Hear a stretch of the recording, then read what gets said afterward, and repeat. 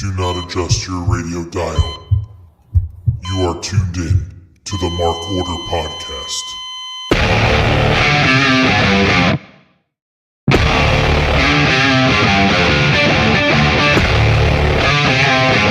Join the Mark Order.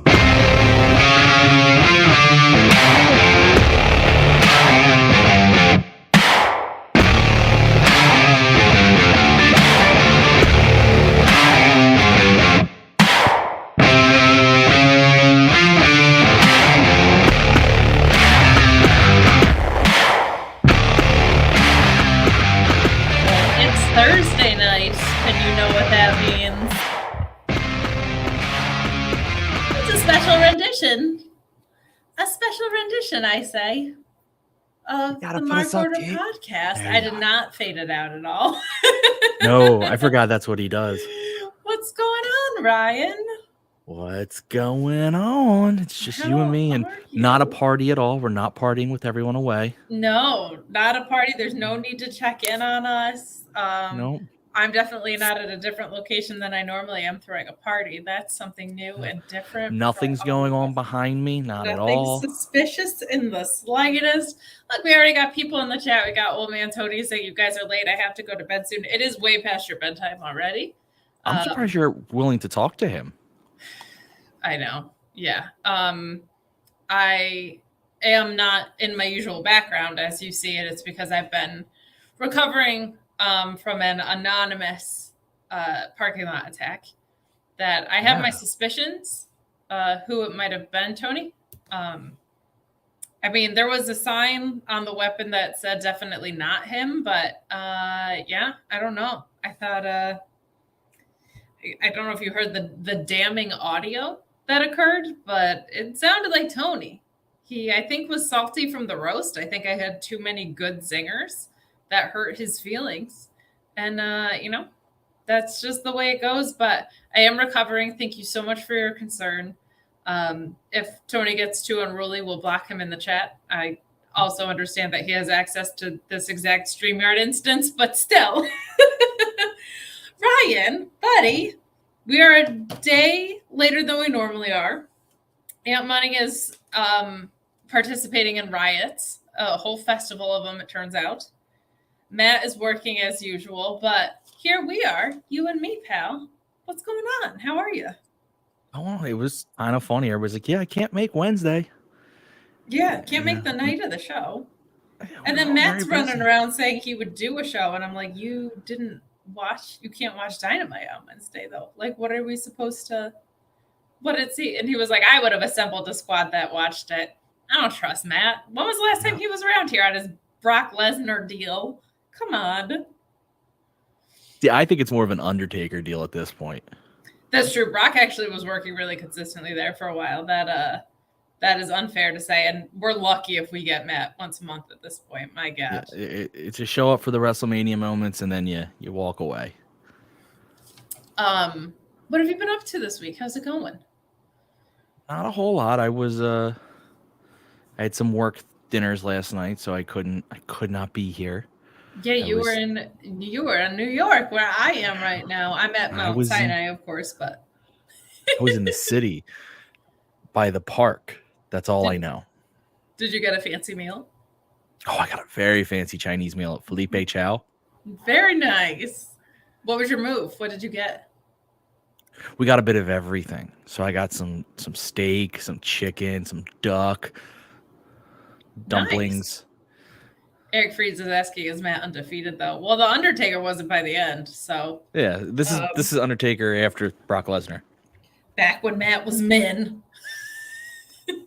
He'd walk into this locker room strapped with his 6-shooter and tell us who was who. That's right. He would come in. He had knives in his bag. My God. Well, we're going to dive in. One, because why not? There's only the two of us. Let's get to the wrestling. I don't really have anything too exciting going on. I am back to doing podcasts this week after losing Buster, so it feels good to be back. I missed doing this as much as I needed the time not to do it. And also I was like, oh, it felt really good to have a full week off from wrestling podcasts. Like I haven't done that in I mean, months, if not years at this point, had like a full wall-to-wall week off, and it felt so, watching wrestling is so much more fun when you've given your eyeballs a break. Like, it was so good. I mean, for me, it's just a matter of skipping one night. For you, it's yeah, it was a lot. But even with that, like between that and then just like the news cycles over, God, not even just this past couple weeks, but the past like 6 months, like basically since Sasha and Naomi have walked out, it's just been like so much drama in the wrestling world. So it was good to take a break. It was like too much drama is very fair. I'm not complaining because the other place I do this is up to 11,000 subscribers on the paid tier, so I'll take it. But like, but you got to remember, Kate, 10,999 of those subscribers are because of my few appearances on select pre-shows. That is true. Yeah, no, that is definitely true. We cannot deny that you are the draw over there. But, there's nothing to prove that I'm not. You know what? That's fair. That's fair. It has nothing to do with Sean having broken the CM Punk story. But sincerely, it was like, it's been much more fun to watch wrestling this week because it was just like, there's nothing serious about it. For all the drama that goes around, like, it's wrestling. So it was really, really nice to have that week off. Asian Joe nailed it.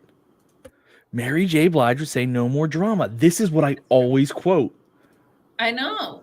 And more importantly, like, Mary J., I feel like could be a great wrestling ballet. I'm just saying. Mary J. as a manager, she would crush it. Oh God, yeah. She could come out rapping like Max Caster.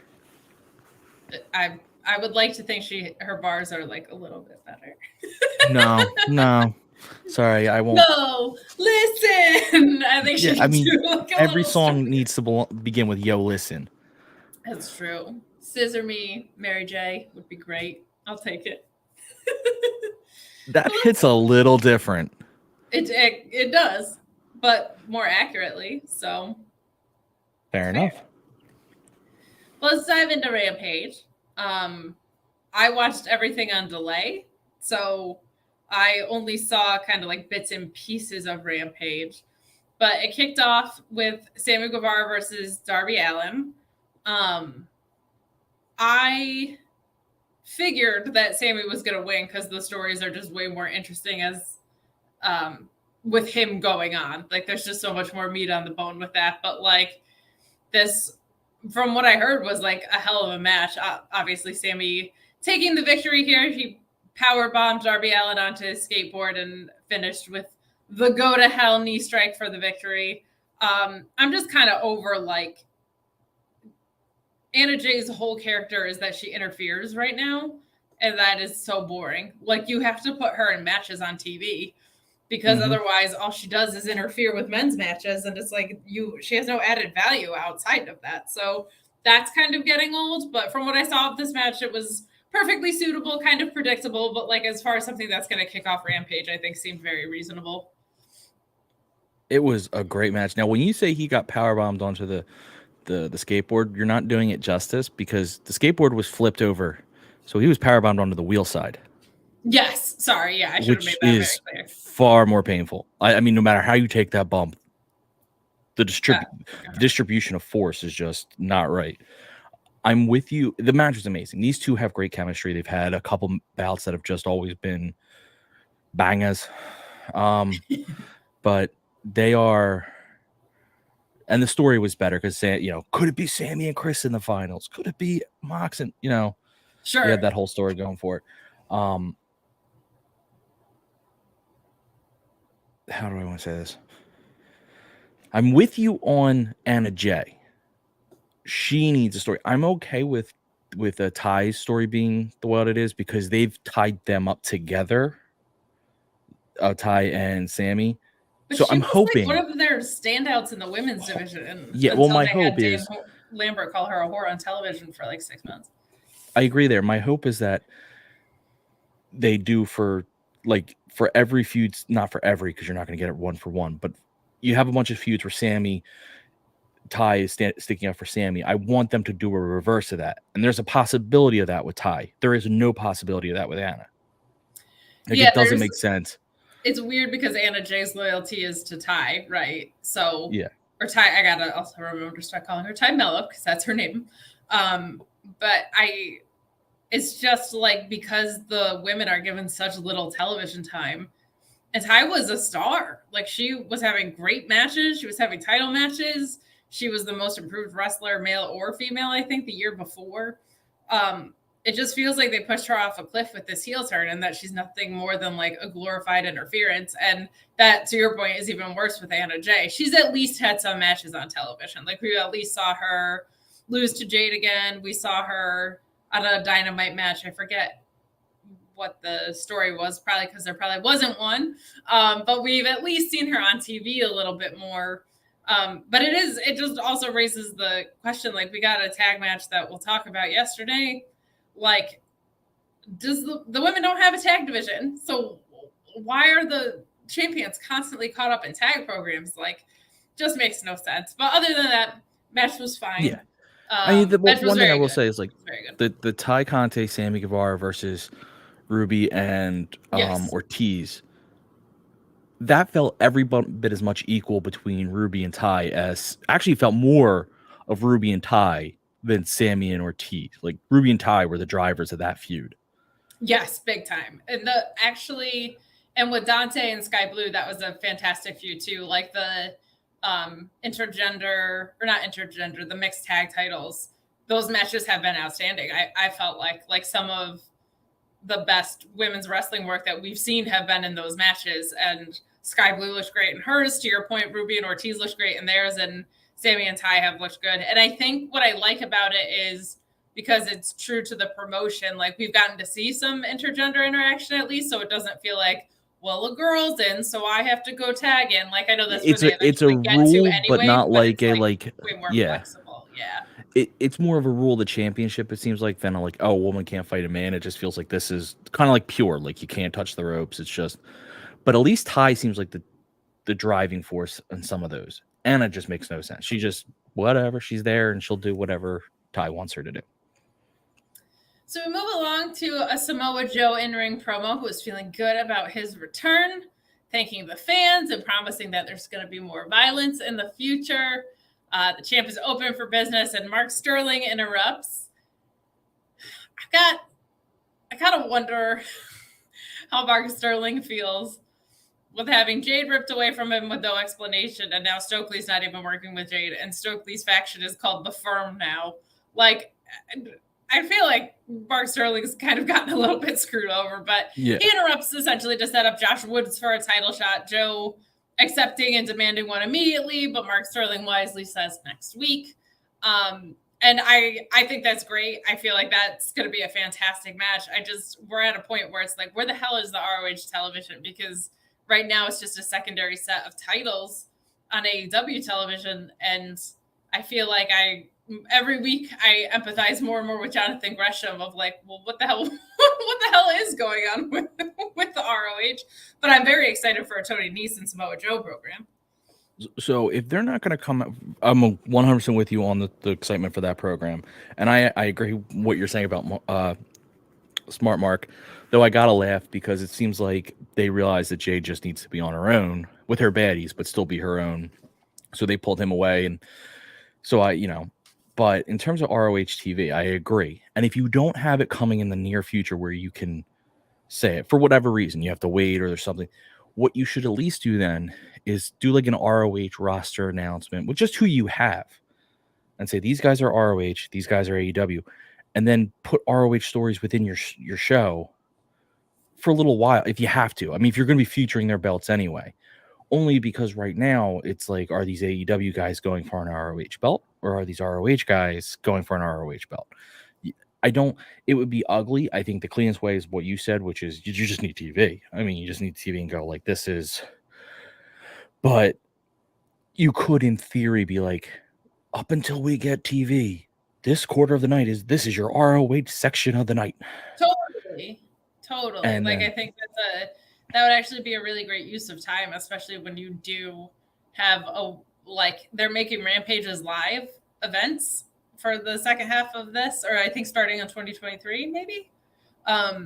So like if those are going to be live shows and they're ones you care about more and the crowds are going to be fresh, why wouldn't you? Like, why wouldn't you make that, like, give a certain segment of that certified ROH type? Because they've essentially done that anyway. We've seen Claudio on Rampage a ton defending his ROH belt. You now have Samoa Joe doing the same thing. Like, having a built-in segment or two that is just for ROH, I think makes a ton of sense. And if they're going to be live for it, like, those always seem to be the ones that they care about the most. So I fully agree with that idea. Do you think if they start doing Rampage, they are clearly doing Rampages live, when they get ROH TV, I'm assuming ROH is going to be recorded.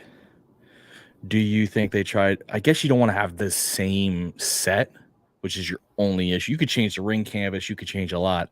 Sure. I guess you can't change the set, because I was gonna say, why wouldn't you just? We're gonna record a live Rampage. First hour is Rampage, second hour is ROH. You know, I think that would make the most sense. I think the bigger thing is ROH going to be a traveling program? If it's going to be traveling, then absolutely tack it on to the same, because why wouldn't you? You'd have fresh crowds. You would have, you're just killing two birds with one stone. Like, it makes the absolute most sense. But if ROH is going to be something that has a home base like NXT does or whatever, then that's totally different. You're probably giving away tickets for cheap or free, like that kind of thing. And I actually, for something like ROH, thinks that's a great idea, because there's something really fun as long as the crowd's not going into business for themselves, which I guess they're kind of prone to do when it's like a returning crowd. But like, that's a really nice way to bridge the gap of like an indie show feel in a TV product, is to have that like absurdly loyal crowd that keeps showing up, but having TV production is like, I think that makes for such a fun product. So, but I agree with you. If it's going to be something that travels, take it onto the Rampage taping, do 2 hours of wrestling in one night. That's an absolute. it also like would lower the cost if they got. I mean, I think that would also depend on if ROH gets a deal with the Discovery Turner Group.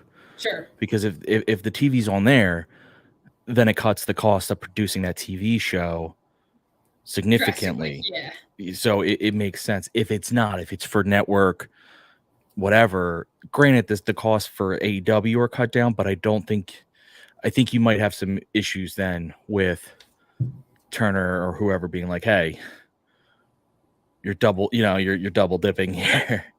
Yeah, So, I think that makes plenty of sense. They do need TV though, because it is getting to the point where it's like, what are we doing here?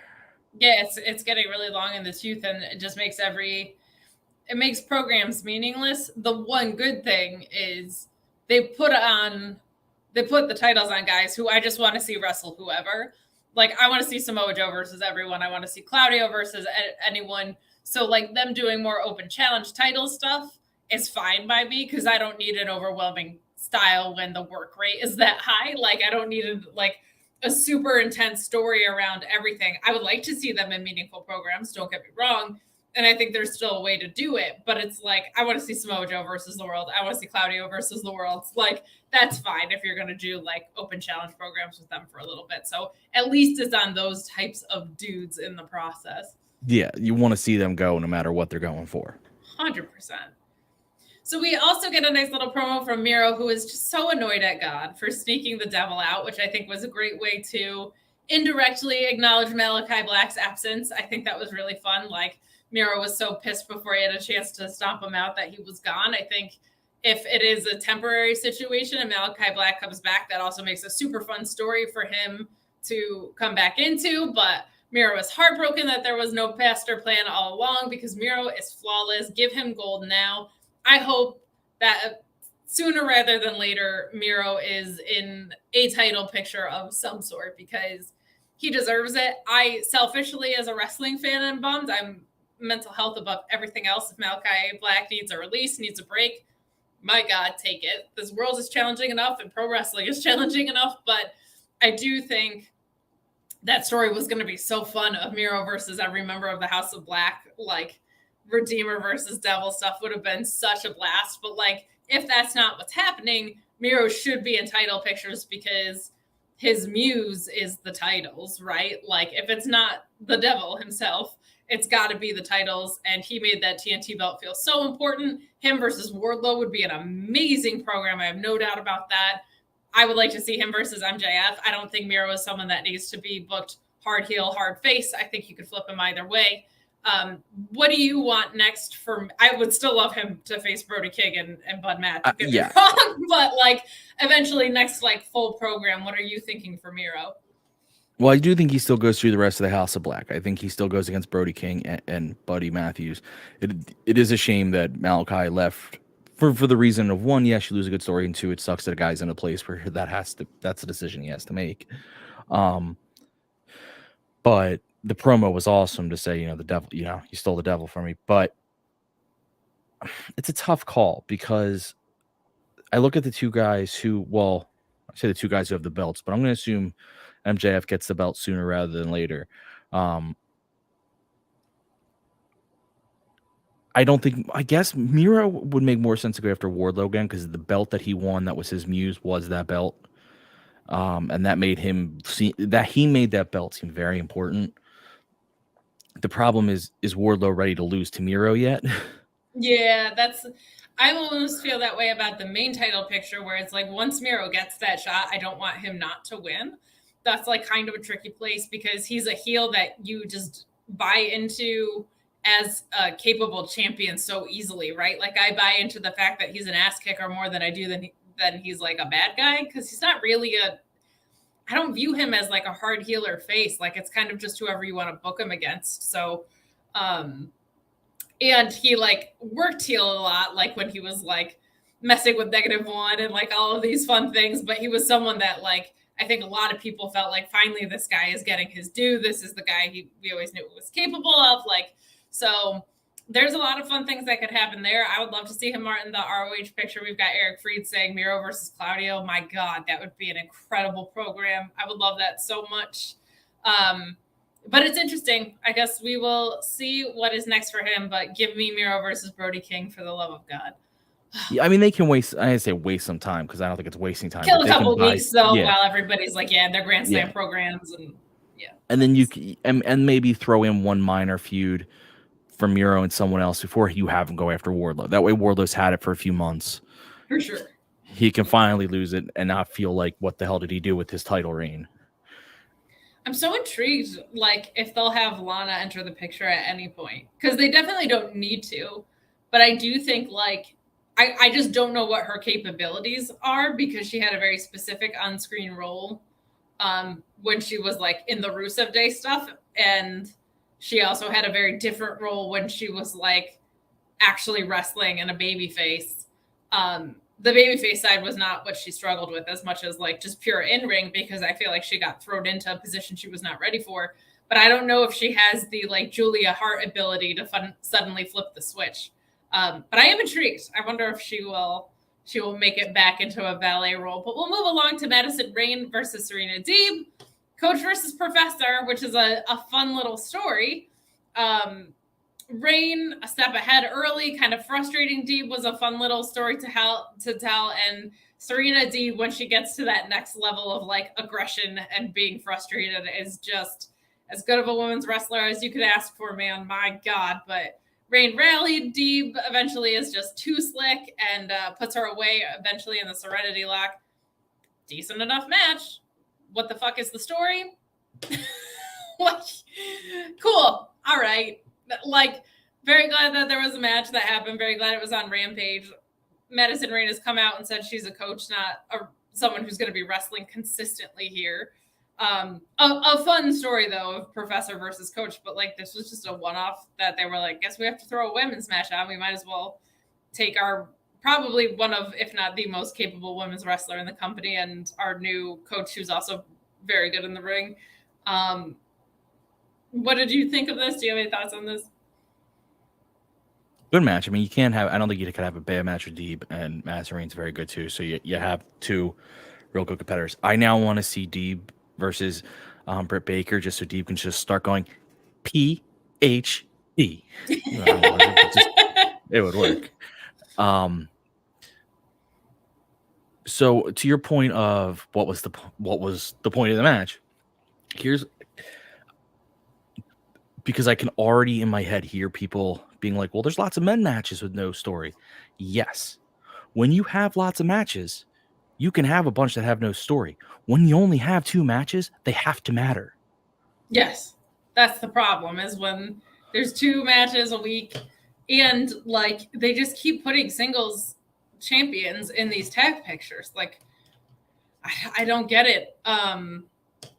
But yeah, like if you are limiting the screen time to God, I mean, even with that match, it's like, what did the women get all week? Like 12 minutes probably or something last week. So, You know what the booking of the women's champion is, right?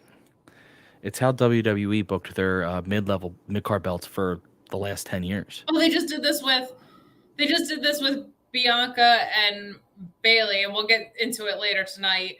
A little bit better there because it was a 6-woman and Bianca had to take 3 finishers in the process, but they pinned the champion to set up a feud. Like, I think that's what they did tonight, but Toni Storm just fucking won. Like, it's such a stupid call. But watch anyone who won the Intercontinental or U.S. title the last 10 years, and they instantly just go into weird tag feuds. Like, they didn't. The title itself was. It's so bizarre. I don't get it. It's of all the good booking he can do, he clearly just does not care. Yeah, he just doesn't care with the women, unfortunately. And it's a continual frustration, and we will get there later. But at least ring rate wise, pretty good. But we move along to Jade Cargill not being surprised that she whipped Athena's ass. It was another day in the neighborhood, she says. So the TBS champ is giving out work, so come apply. Kind of implied that she's looking for title challengers here. Perfectly fine. Jade promo. Again, would have loved like an actual storyline reason for why Stokely is not working with the baddies and Jade anymore, especially when he has a stable that is completely hunting for gold. It would make sense to have someone that has gold. So Stokely tried. He tried to give an explanation. But they did not have something in mind. That was Stokely Hathaway being a good artist and wanting to tie up loose ends. My problem with this was a fine promo. I liked the promo. I like Jade. I'm going to reference another company now, but I'm going to stick with it. I like Roman Reigns. I think he does a good promo. At some point in time, I'm bored. Yes. Yeah. There's no, because this is also the same thing, and she's clearly going to hold it till she's 50-0 is my guess. And then, hopefully at that point, Chris Statlander can come back. But she's so far from 50-0. I know. Like, they got to start giving her weekly matches and make that a story. Make 50 like a big deal, and every week she comes a little bit closer to losing. So I mean, I think at this point there's no juice left in the reign. The juice is going to be in the downfall. Maybe Red Velvet comes back and wins it, but I think they want it to be Chris, but I think what they should have done was have it drop to Athena, and then Chris comes back for Athena, who was her friend, and that's a great story. But and then you can have Athena wrestling great matches every week. Constantly. That should be the open challenge title. Jade has played to her strengths this whole time. At some point, the ring rate is going to have to catch up with you. I feel like this title reign has done what it needed to do to make Jade a star. There's nothing left in it for me. I'm so bored. I'm sick of 4-minute matches on pay-per-views being the story of her title reign. The most interesting thing they did was the last pay-per-view, right? Not against Athena, but when Athena made her debut and Stokely came down, because there was some evolution in the story, and now they stripped that entire evolution away. It was completely pointless. So I'm with you on that. It's getting a little stale, but we'll move along to Will Hobbs, who knows the world loves to doubt him. So he showed the world by planting Ricky Stark 6 feet deep. This was really, really fun. Time for Hobbs to put his star power on display. This is great. I initially was in the camp of just let Ricky Starks win and let them move on. And I still kind of wish they had done that, but I'm not going to be mad because this is one of my favorite stories, and them continuing to run this back, I think, is going to be a very, very fun thing. And I just love storylines that make 2 people who were on the fringe of stars, kind of push them to the next level. I think Starks has a little bit higher ceiling right now just because he has so much more experience. And I think Hobbs is growing so perfectly at the rate that he's supposed to for where he's at. But this feud has done wonders for both of them. I think we've seen feuds that kind of handicap people. We saw feel like everybody's picking on Sammy Guevara these days, and I more am picking on creative around him. But like Sammy Guevara and Scorpio Sky didn't really do a whole heck of a lot for either of them, right? This is kind of the opposite of that, where I feel like Hobbs and Starks have really both coming through this entire thing. Just looked so great. Continues to be one of my favorite stories. Are you looking forward to seeing this get run back? So I was in the camp that I thought Ricky should have won that match because I thought he needed the win more than Hobbs in terms of like viability. Yeah, and I think Ricky's there. I think Ricky's a champion contender right now. I think Hobbs kind of is close to as well, but a lot of that has to do with his size. Yes, he's just so insane. I mean, but he is growing by leaps and bounds every day. He's actually way better on the mic than I ever thought he'd be. I thought he was going to be a little weak. Need someone to talk for him, guy. Yeah, he's very good. That all being said, we talked about this when AEW started. They didn't do rematches really. It was a lot of one and dones. I like that, but I also don't mind the rematch if you limit it to like 3 and under. Sure. Yeah. Trilogies are very popular in combat sports. Canelo Alvarez versus Triple G is happening. That's a trilogy. You see it in UFC all the time. It's when and we saw this is the problem that the Inner Circle had for a while, and some of them where they would go like 7-8 matches. You're like, this is too much. Every Chris Jericho stable, yes. Yeah. 3 and under, I'm here for it all day. So yes, I'm very excited. The dominant win by Hobbs makes a lot more sense since they're running it back, and the way Hobbs has been talking since he did it. Yeah. Clearly those two got together at some point and said, what do we do? And they said, and Ricky I think this is Ricky, said to him, beat the hell out of me. And it was like, okay, let's go. Because from what your boy at Fightful said, that they had a lot more time given to them and they just didn't take it. Yeah. So that to me means that the wrestlers had a plan for the story, and it's worked magnificently.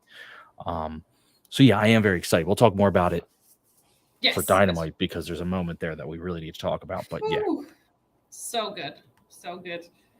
And to me, what was the match of the night from everything I saw? I guess I did actually make it through all of Rampage.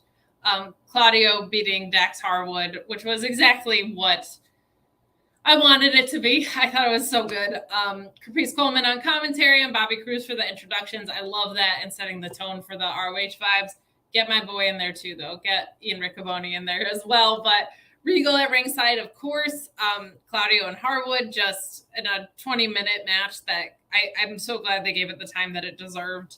Because you just knew this was going to be something special, and I think it lived up to it. So Claudio just kind of like using the ring awareness a lot, like the actual ring itself, I thought was a really nice story. And Harwood just kind of being like getting into his like old man brawler moments, I thought were really fun. Some incredible sequences in this. The dual sharpshooters I thought was a fantastic sequence in here. They both were hitting their signature moves, flying headbutts, which I don't like to see. A nice pile driver from Harwood in there. Uppercuts, of course, from Claudio all over the place. Harwood's brainbuster it makes me feel like I'm watching mid-80s NWA. Like, it's just so straight out of there. We got a slingshot Liger bomb from Harwood. We got a giant swing, of course, from Claudio. Like, this was just such a great pro wrestling match to close this out. Claudio, of course, winning, which I think was as predicted. I don't think he'll be dropping it until ROH TV is a thing, or there seems to be a more solid plan in place. But this was a super, super fun match. What did you think? It was a super, super fun match. I'll add a third super. It was a super, super, super fun match. I'll give you that. If this was Quake by the Lake, it'd be like 6 out of 5 quakes. Like this was 100. It'd be all the quakes. It would just be constant quaking. Yeah. But the tectonic plates would be a mess right now. It would destroy everything. I will say, I think, I don't want to say this. I'm trying to phrase this carefully because I don't want to seem like I'm not a Dax Harwood fan. I am. I think he's fantastic. And he is like right out of the 80s, both look and style wise. The only issue I have is he can't. I know any match he goes into, if it's with anyone big, he can't come out the winner because he's in a tag team. The singles guy, he should never win a singles match against a singles guy right now, unless you're prepared to break up the tag team, because otherwise, what are you doing? Yeah, and they're also so in love with tag team wrestling that the only way that happens is if Cash is hurt, like with a long-term injury. Like, they are tag team wrestlers, and they are on a tag team wrestling path with all the belts that they have, being number one contender for 100 years. Like, you're 100% right in that. I have less of a problem here because Claudio was going to beat whoever, and we all know that. So give me a great fucking wrestling match. I'm good with that any day of the week. But I completely get what you're saying, because he's been in six-mans, he's been in tag matches and singles matches, and it's like, I know what division you fit in, though. That makes total sense. Yeah, you like, that's the problem, is if you're in any kind of serious singles match with a real singles competitor, Claudio, or even a non-title holder, but if he's at a certain level, you're not supposed to win, because we can't give you the momentum unless it directly unless it directly relates to a tag storyline. You know, if he's going against, I'm just going to say they're going against the Lucha Bros, so he beats Pac because that gives him the momentum against Lucha Bros because Death Triangle. Understand there, but for the most part, it's against guys that's not the story. It's just, let's watch one of the best wrestlers in the world be one of the best wrestlers in the world. Yeah, and I'll take that sometimes. Asia Joe chiming in and saying, I came for the AEW breakdown, but I'm staying for the hot plate tectonics talk. You're delightful. Eric Freed's also saying that it's hard to believe that Hobbs went from jobbing to Orange Cassidy on a random episode of Pandemic Dark to being this good. I feel like one thing AEW does really well in general is raise guys that are newer at an appropriate rate to becoming stars. Like, I think you're seeing it with Satnam Singh right now. I think Satnam Singh was supposed to be in that trios match, and Motor City Machine Guns came in because maybe he wasn't ready. I think they're really good at, like, okay, Jungle Boy's biggest strength is not the mic, so we're going to pair him with Christian, who is going to do some paint by numbers, but really great heel work. I think they do a really, really good job for somewhere that doesn't have a quote-unquote developmental, and you have some of the best minds in the business back there, and you added William Regal to that, 6 to 8 months ago or whatever. So, I mean, that's just the highest form of cheating, in my opinion, but I think they're very, very good at that, of not putting people in too big of a position, and this speaks to the depth of the roster, too, because they don't have to. Like, Wardlow barely spoke for a really long time, and then we started to see really fun facial expressions, and then we saw the story develop, and we saw his in-ring come along, and then he did that dumb shit with Jake Hager, which I try to forget about with camp, but then he got back on track, and now he's a star. But, like, I think that's a really important piece of a wrestling company, is to kind of raise people at the rate that they're progressing, especially when you don't have your developmental in place yet. I think that's what ROH will be, but, like, they don't have a bona fide performance center in NXT like WWE does or whatever. So shout out to them for that. By the way, the reason that I don't want Dark or Elevation to go anywhere, especially Dark, because they still use it for that, is you get guys and gals who have come through, who have, you have him. He's maybe the biggest, but the Acclaimed really started there and weren't doing much. You look at the women's division, there's been a couple. I'm trying to think of them. I know that sounds bad. I'm trying to think of them. There's been a couple, but they're never on our fucking TV. So. Yeah, that's what I'm saying. They do such a bad job. But there's a few. Sky Blue's a great example, though. Like, she's really shined in her TV opportunities, and it's probably because she's getting some workouts on Dark. Chris Statlander was doing a ton on Dark before. Yeah.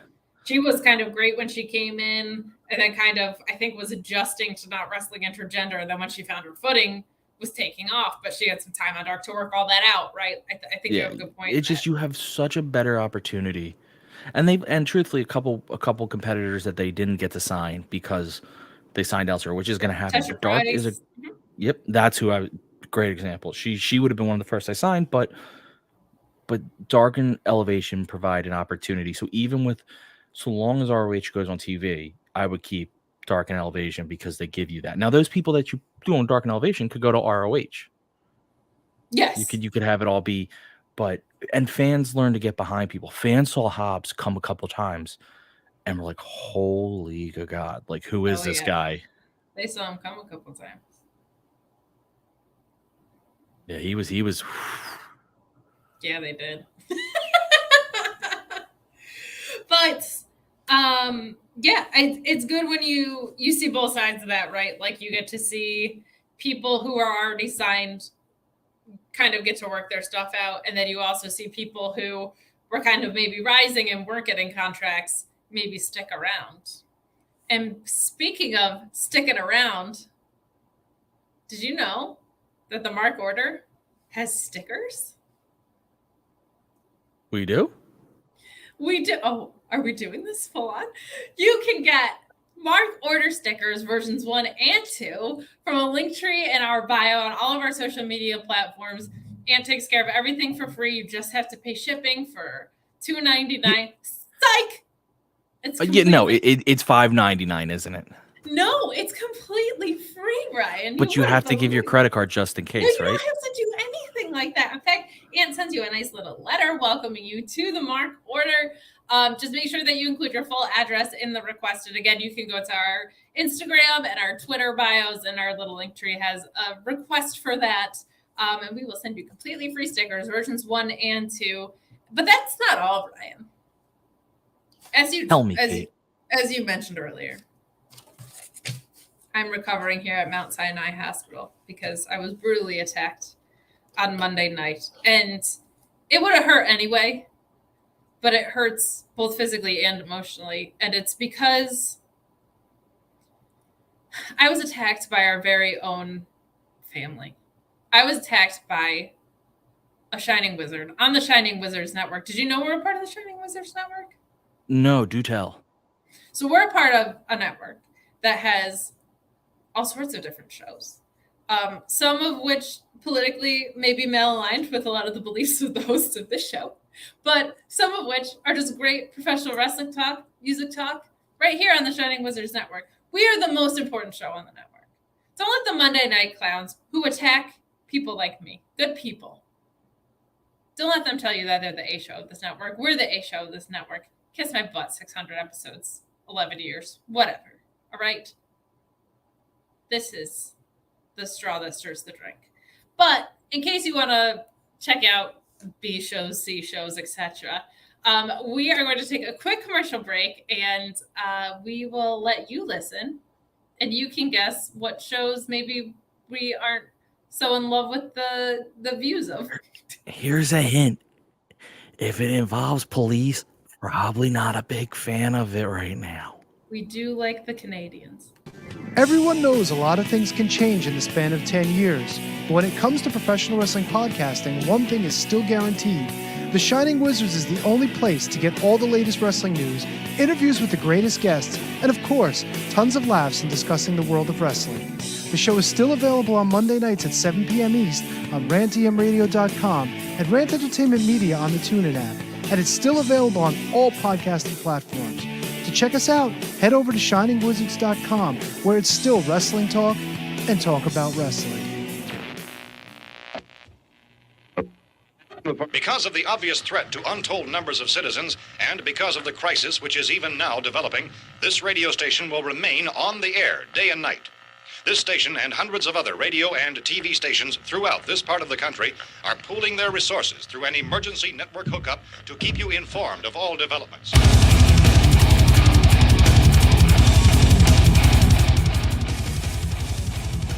Horns up, everyone.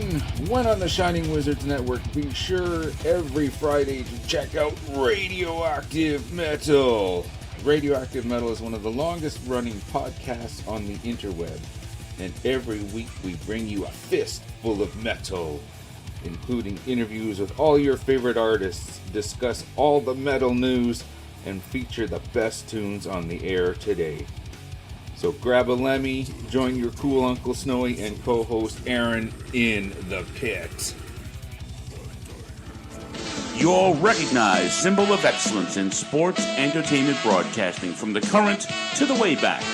Join the Impact player Phil Brea and the Portuguese Man of War Choppy for the Turnbuckle Throwbacks Wrestling Podcast, live every week on rantemradio.com. Get all our episodes over at iTunes, Stitcher, TuneIn, Audio Boom, Google Play, ShiningWizardsNetwork.com, and TurnbuckleThrowbacks.com.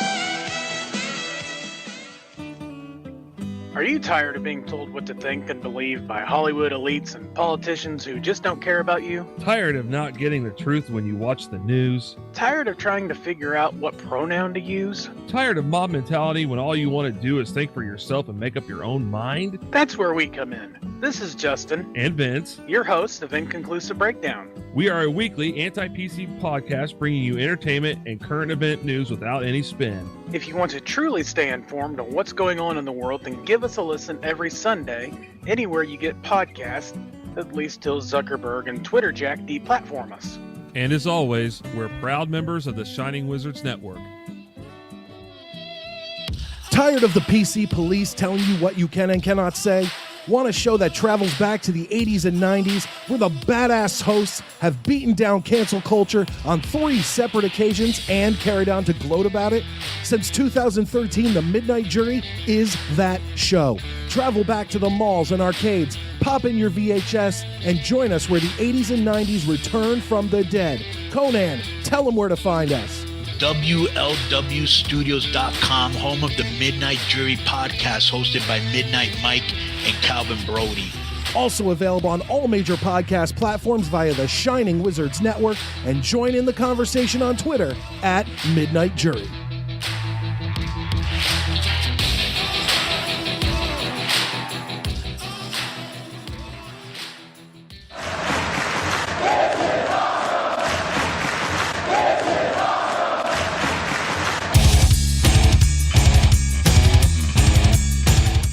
What's up, wrestling fans? You want something awesome?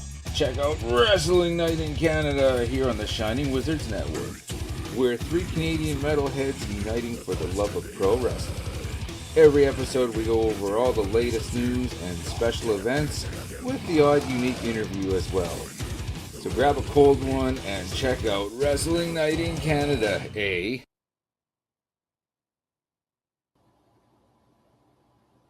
We're back. We're trying to be. Get out of here. Get out of here, I said. I There got we it. go. Well, we are back. And what's kind of fun, Ryan, is I'm going to skip right past the rankings because they are irrelevant at this point. Because we already are a day later as far as the results of things go. So I just feel like wow. yeah, it just seems like kind of a futile exercise. So we will skip the rankings and we will jump right into Dynamite. This episode is moving along for the rate we normally go at, that's for sure. And you and I think, are the biggest talkers. But we open with what I thought was a really great match between Jon Moxley and Sammy Guevara. This match was a blast. I feel like Sammy Guevara has been getting a lot of hate for wrong reasons. I think it's kind of unfair, the hate that he's gotten. His creative hasn't been my favorite. His ring style's not even my favorite, but I feel like a lot of people are pretending that he's not good at what he does. I think he's good at what he does.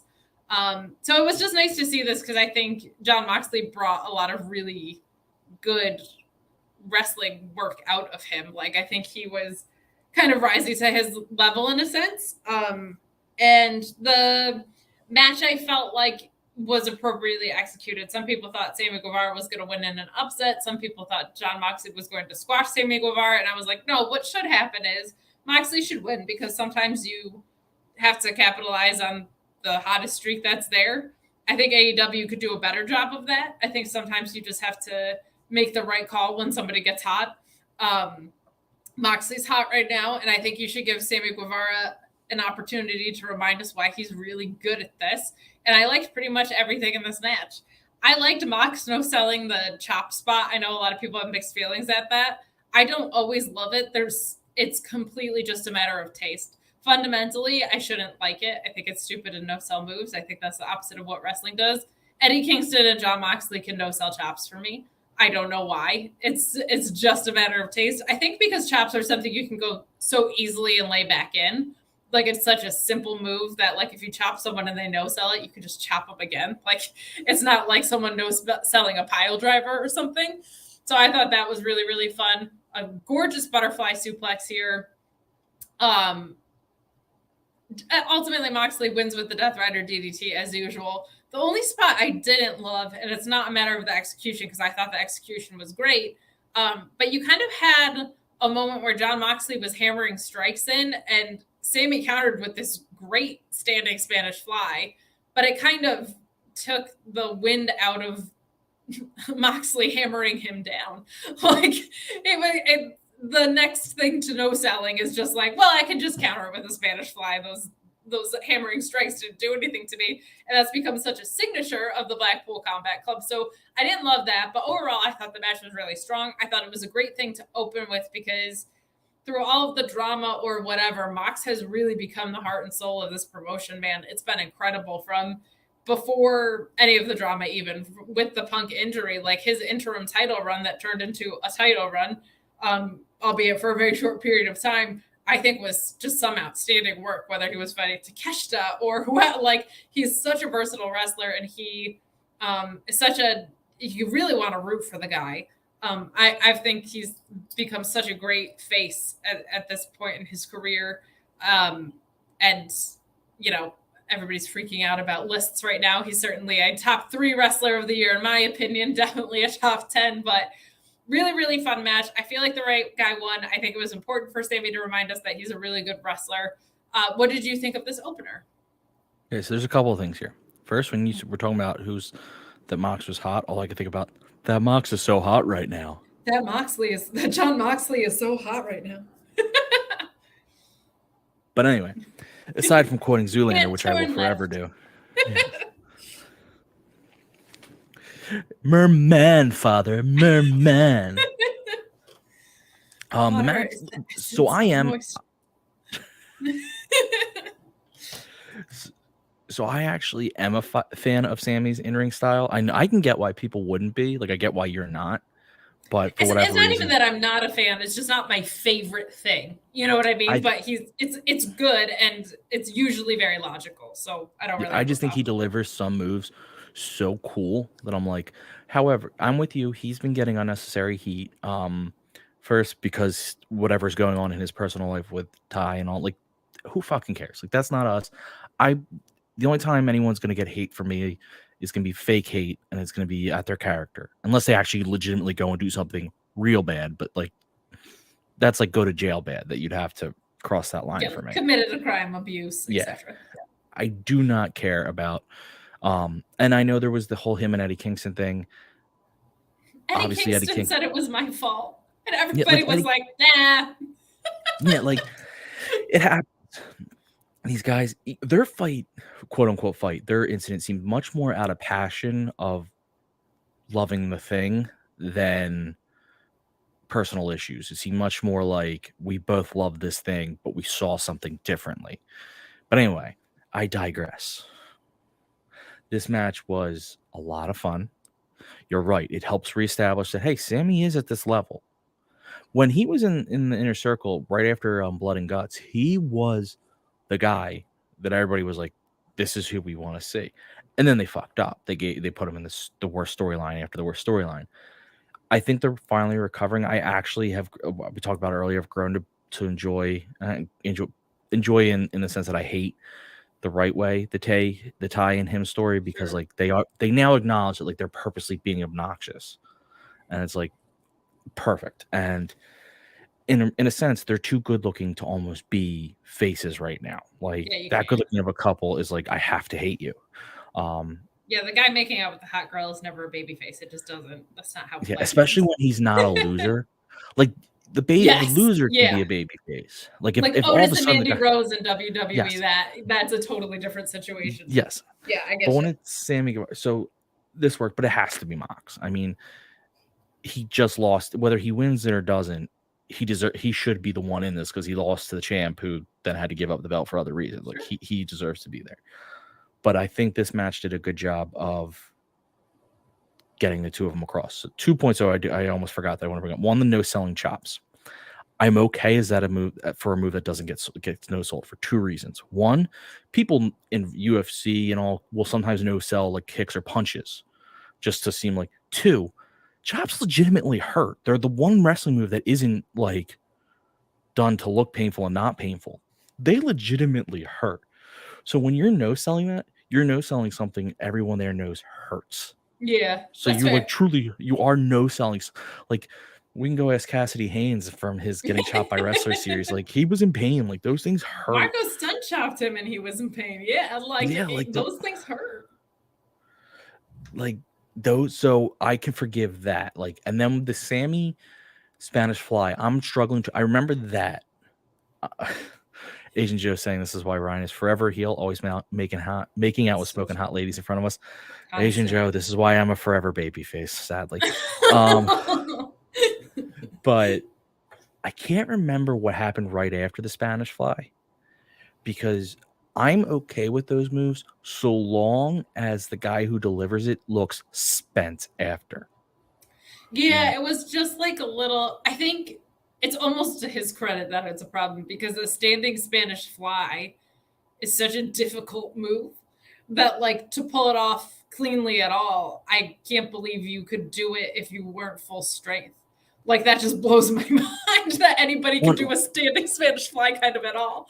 100%. But it kind of goes into something that when guys do it right, when they're in a match and all of a sudden you see them pull out this move out of nowhere and then they look exhausted, it's like, okay, I get that. There was an adrenaline spike and now you're crashing again. In the soul. Something Cody Rhodes. But when they do it and they continue to do it over and over and over and over and over again, it's like, now you've lost me, because because again, as much as I don't watch wrestling to be a real fight, you're trying to sell me some reality. Yeah, it has to be buy-inable enough. Yeah, and in like real fights and stuff, you like UFC and stuff, you will see those guys out of nowhere start doing a flurry of things because they just built up this, and then they stop again because it's tiring. Yeah. So it just gets spent. But it was, I mean, this was a great opener too. They didn't open with any talking, right? They went right to the match. Right to the match, yeah. Because they had been for like the last 3 or 4 weeks doing talking. Truthfully, I don't think they planned on opening last week talking originally. Yeah. Something tells me that was a last minute call. Yeah, very well probably was. And additionally, like when they do open with, well, there's a few things. WWE is doing that less, so I don't need them to start with in-ring action as much, because it's not like all the other wrestling I watch is done with these 20-minute promos anymore to open shows, so that makes me happy. But additionally, usually when they open with a speaking segment, it's like CM Punk, MJF, Jon Moxley. Like, it's top of the card people who are really good at talking, so it like doesn't bother me, because it's not like a 10-minute entrance that's wasting my fucking time or any of that stuff. So like, and it's not the guy walks out, guy gives speech, another guy walks out, that guy gives speech, a third guy walks out, that gives speech, a fourth guy walks out, that guy gives speech, and then the authority figure walks out, and suddenly we set up the matches for the night. Yeah.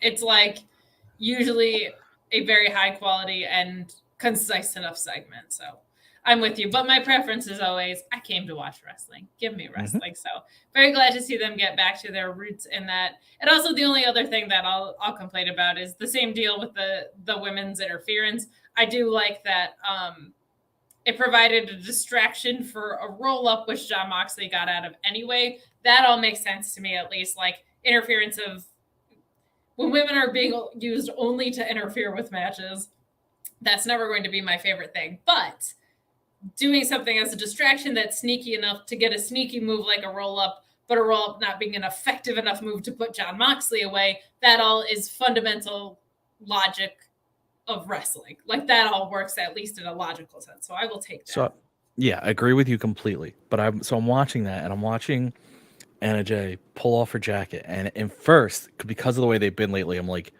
where are we going with this? Yeah. Because like I thought that was gonna be like, oh, look at me, I'm distracted. Luckily, it was to throw the jacket in the ring, which then meant that the ref had to respond. Like, they went a totally logical, acceptable place with it. But there was literally like a 10-second stop there where I was like, uh-oh. And then they went like, just been getting closer to the Divas era every week, my friend. Yeah. The only thing not letting them be in the Divas era is the fact that their talent is too good. Their talent is too good, and there's enough obnoxious women on podcasts already complaining, I think. So I don't think they'll go there. But we do cut to commercial. there It's is a television commercial. It's a leprechaun. during the card rundown, treats. we find out that MJF is backstage causing a scene and demanding a microphone. And he comes out, of course, asking for his music to be cut, telling the crowd to keep their fat mouth shut. This absolutely cracks me up whenever somebody just insults the audience and they're just cheering for them. Like, this has happened with Edge a couple of times where, like, that logically hasn't made sense, but, like, people just going nuts for MJF insulting them absolutely pops me this time. Absolutely cracked me up. But, you know, a solid MJF promo, not my favorite one in the world of his, but one that was still good. I liked him saying that Jon Moxley has been open about his demons and he gave him credit for beating them, but MJF saying that he's like basically the one demon that won't be slayed. I really, really liked that. I think this is where we're going to end up again, is Jon Moxley versus MJF 2. I look forward to Electric that. Boogaloo. But this was a solid MJF promo. Not the world's most biting one, but I think it's not meant to be, right? Because he's going to be in the title picture. This is not we don't need the most venom for him yet because he doesn't know who his challenger is going to be. So why would you kind of waste that vitriol this early? But what did you think of this match? And then we'll get into Stokely's world a little bit. First of all, you know, selling son of a bitch on my Austin Powers quoting. Second of all, I rarely get to drop the it's a television commercial line. Second of all, so this is, I think, and this actually is going to be a compliment to MJF. But if we look at these great talkers in time, Stone Cold, The Rock, Macho Man, because I think Macho Man was one of the great talkers. You look any of them, it's John Cena. We'll go to anyone who could talk. We talk about, oh, look at all the Great Khali, Ultimate exactly. Warrior. But listen, I'm going to argue with you on that one. Ugh. It may not have actually been good the way he thought it was good, but Funkasaurus. there you go. I'll always go to Tyrus. In term, but I think that. But my whole point was, I bet you if we viewed their promos like baseball players view hits, like every time a good promo is a hit, they would have the same average as a baseball player of like 300 is awesome. You know, 300 is a really good hit, like, 'cause they don't hit every time. We just remember their really good ones so much more. So I don't like, this isn't my favorite MJF promo, but I don't care because I know within the next week or two he's going to deliver another great one, and then he'll have a couple weak ones, and then he'll have another great one. Like, that's, you just have to accept that not every week a promo can hit on every level because it's just too hard. I mean, to keep that level of vitriol, especially like you said, no opponent. I mean, he knows, but but why would you waste it this early in the feud on someone you don't know is going to be the guy, right? Like, I think that's a very fair thing. So, and Agent Joe, I'm not telling you what their slugging percentage is. That's a whole different debate. I had to do analytics, sabermetrics. It becomes a thing. But yeah, now that's the just my shift point. is illegal for these promos. It's an entirely and it should be, and you got to do a double switch, even though the DH is bad here.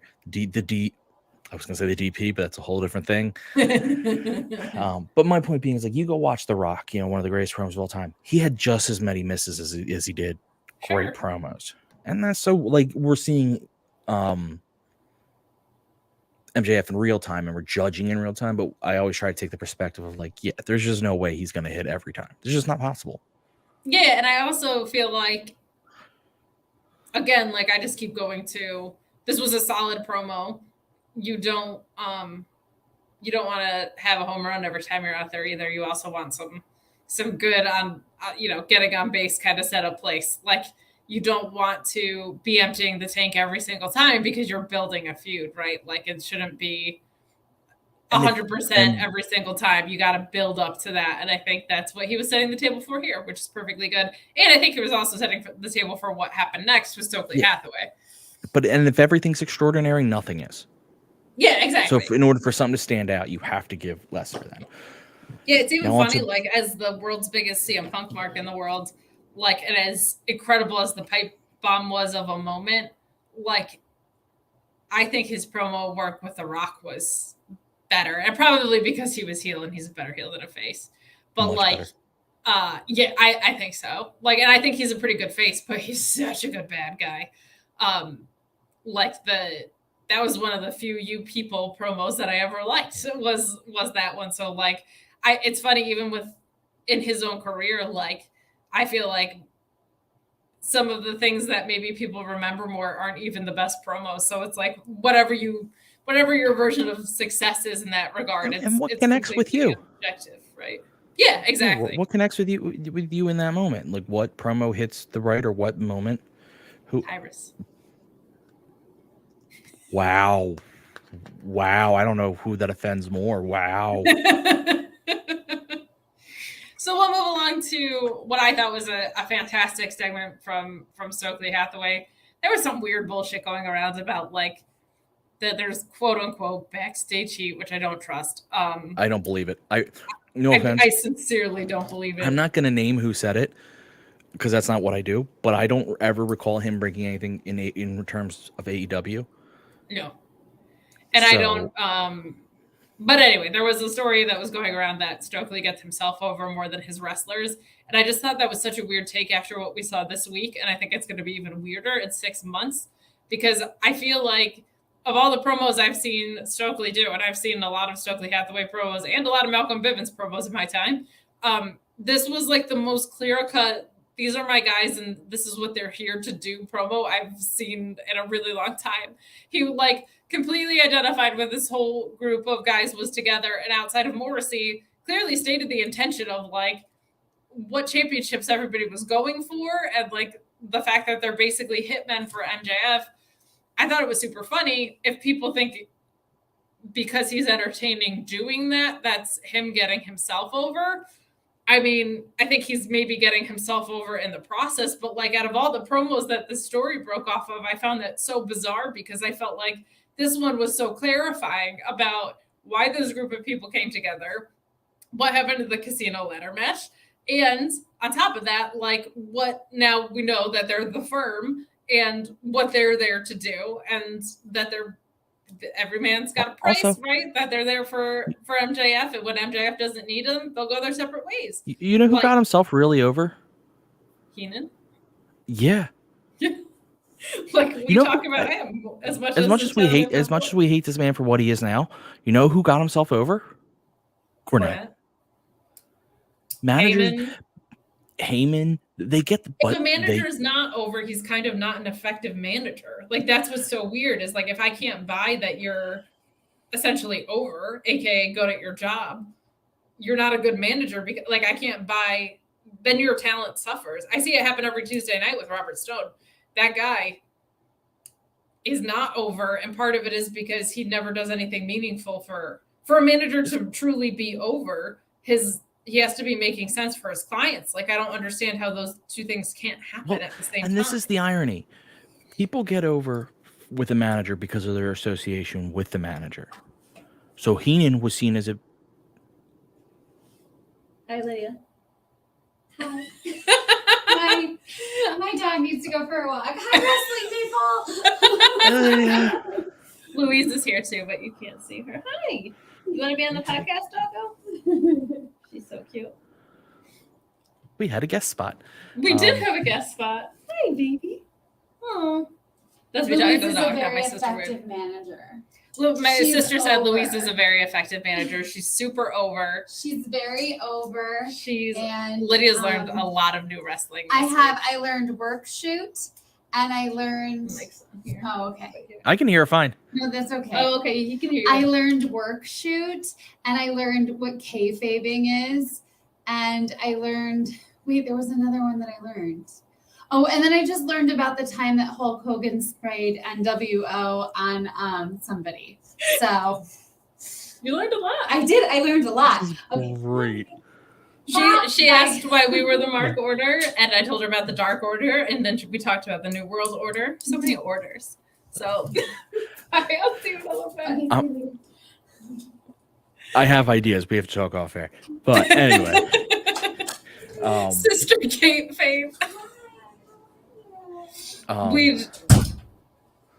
So I'll just pull this information. Joe saying we need Lydia. That is the correct spelling. We need her wrestling takes on here.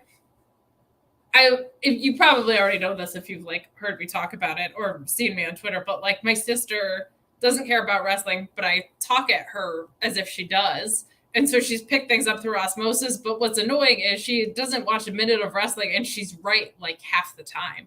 Like she'll be like she loves to just break up tag teams. She's like, nah, they're gonna turn on each other, and like sure as shit, of course they do. Like it's so funny. But yes, we were talking about to be an effective manager is to get your talent over and yourself over at the same time. It's all association though. Like your Robert Stone thing is the perfect example. No one cares about him. No one takes him seriously.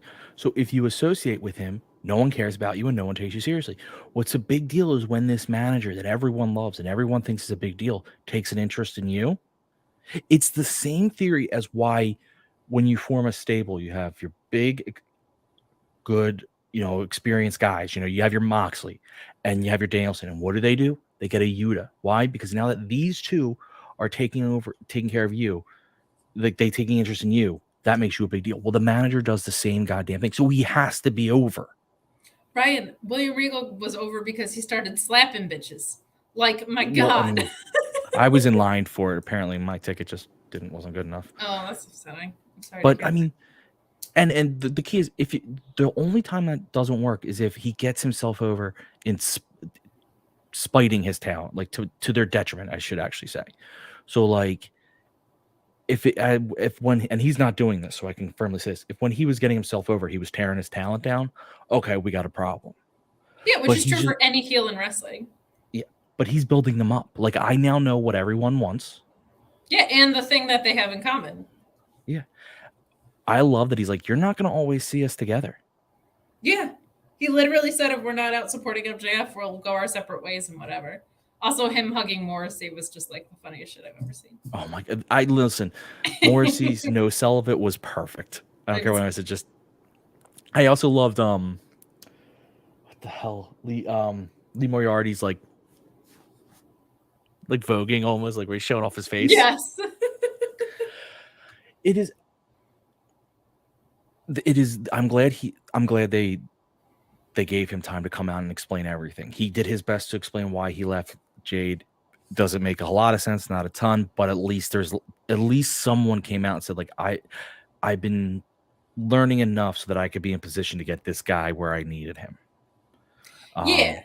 And like I liked the infiltrating the system. I was cracking up at the kicking it with Britt and watching Living Single with House of Black. Like the thing I've always appreciated about Stokely / back when he was Malcolm Bivens is like he can go from being very comedic and funny to remaining in a serious framework and like switching from one to the other on a dime and it feeling completely organic. Like that's something that's so valuable. And I just thought it was funny that this headline broke of like Stokely's in business for himself after what I think was one of his most effective promos that I've seen of like, here's what these guys have in common. Here's what I've been doing here to infiltrate the system. And here are the intentions moving forward. I was like, this is the most talent focused, like perfect move that I feel like a manager could have made in this situation. And all things aside, he's also a person who's in this business. And if he doesn't get over, will lose his job. Literally. Yeah. It's just like so such a weird. Let's not pretend, if he were in a fictional world, if he were Tony Khan's, brother or something, like his job was set for life, maybe you're like, I'm not even saying in this situation, but I could at least make the argument of like that guy can take a lot of hits before it becomes a big deal. Sure. His character has to work or he's gone. And he's a pay window focused manager. So whereas like a Mark Sterling is more comedic, like you can get away with more on that. Where Stokely is like here for what he's here for. So I thought it was all great wrestling television. I felt like there was a tremendous amount of clarity around what he's there to do and why these guys are all banding together. I still don't buy the ass voice. They're going to have to prove it to me. But like overall, I felt like this was really, really good. So I'm going to be honest. Now that MJF is the reason for the group, the ass boys make a ton of sense. Because you need and hear me out. I get why you don't like them, and I'm not saying you ever will for the characters, but there's logic at least in their inclusion, because he needed guys that would be on board to work for someone else. Bear country. So, yeah, that's true, but hear me out. You didn't let me finish. He needed stooges. He needed guys who, when shit goes wrong, they're going to be the ones taking all the hits. That is going to be the Ass Boys. Every group has them. One of them who, like, every heel group has one where the guy takes the hits, and it's going to be the Ass Boys. Diamond Mine didn't, but we'll move along. I'm also very Where are they excited now? about- Where are they now? Well, they got rid of their manager, but Ethan Page being on this track makes me extremely happy. Tightest Of tits in the game. anybody, yeah, absolutely, I can't argue with that. But I also, of all the guys who I felt like, and Lee Moriarty's actually right there too. If you can do what you're doing with Wheeler and with Garcia, you should have been able to do it with Lee Moriarty. But Ethan Page was like, he was so stifled in the Lambert angle, I felt like that. And because Scorpio Sky got injured, he never really got the payoff that I'm so thrilled for Ethan Page because I think he's such a phenomenal talent. But we will move along to match number 2 of the night, Jungle Boy versus Jay Lethal. I'm going to leave like the personal part aside with Jay Lethal. You If he's have. there- Can we do a blanket statement? We will forever acknowledge that there are some personal stuff that we might have issues with, but we have to talk about him, what he presents on the screen. Yeah, but I was actually going to say too, like of all the roles, if you are going to have him in your company, of all the roles to play, he's like mostly there to put on banger matches and take pinfalls, and I'm fine with that. Jungle Boy obviously winning here, which I think we all kind of saw coming. Lethal working the back of Jungle Boy, I thought was a really nice spot. Like Lethal's really great at that stuff of just like his back's vulnerable, I'm going to work it. That Russian leg sweep off the middle turnbuckle thing was fucking awesome. This was a really, really good match. I still don't like, I get that Christian's injured, but the whole thing just feels so very unresolved to me still. But ultimately, there's a kick from Jay. Jungle Boy catches it, spins Jay, and we get a snare trap from Jungle Boy to go home on. This match was a whole bunch of fun. I think the difference in ring styles is great. I will forever say that the lethal injection is a very stupid finisher. But overall, looks cool, but stupid as shit. Looks really cool. Very dumb. But this match, the pace of it, I thought was super fun. Some really, really nice exchanges in here. There was one point where Jay like pulled Jungle Boy off the corner and they hit the ropes and he tried for a hip toss. And it was just like how smooth everything looked was just so impressive. And like these little sequences that sometimes the simple stuff, when it's clumsy, it just sticks out like a sore thumb. And this just felt like poetry in motion at a lot of points in this match. I thought this was fantastic. What did you think of this match? So the match, first of all, I just want to say to Jason Major in the chat, he apologized for using caps on some of his comments. It happens. I mean, we've all done it. Yeah, no, you're fine. That's more of a Joel Pearl. Yeah, I'm not really that strict on that stuff. I don't. I will assume you are yelling at me though, so yeah, so just be nice.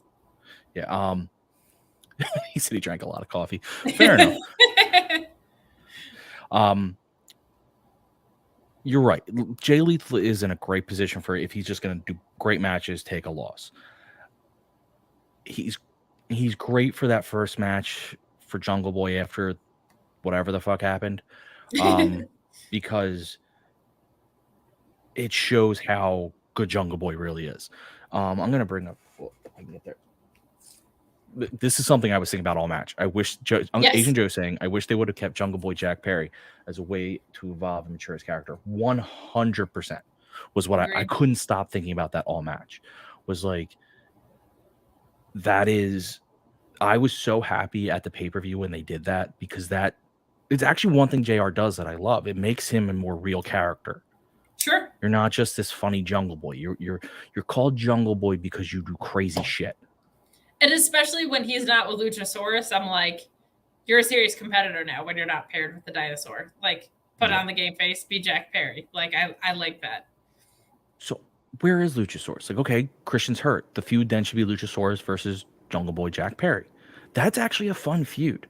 Let Lucha explore his heels aside. I don't know if it's going to be as a dinosaur. Maybe I think the most heel thing he could do would take off the mask. Sure. As much as I love fun and I love the evil dinosaur, but at the same point, if you want to build up the real heated feud, I acknowledge, it's he takes off the mask. He just keeps beating up Jungle Boy, and they have a series of good matches.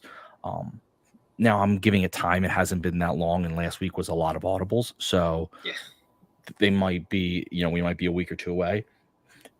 I'm with you. I like that Jerry Lethal, kept targeting the back. Yeah. Though it brought up my most favorite, not even ironically, it is one of my favorite things in wrestling. That landing on that Great hurt Jungle Boy for weeks. And then you'll have guys take the same bump or similar bumps, and they're up that night doing crazy shit. Yeah.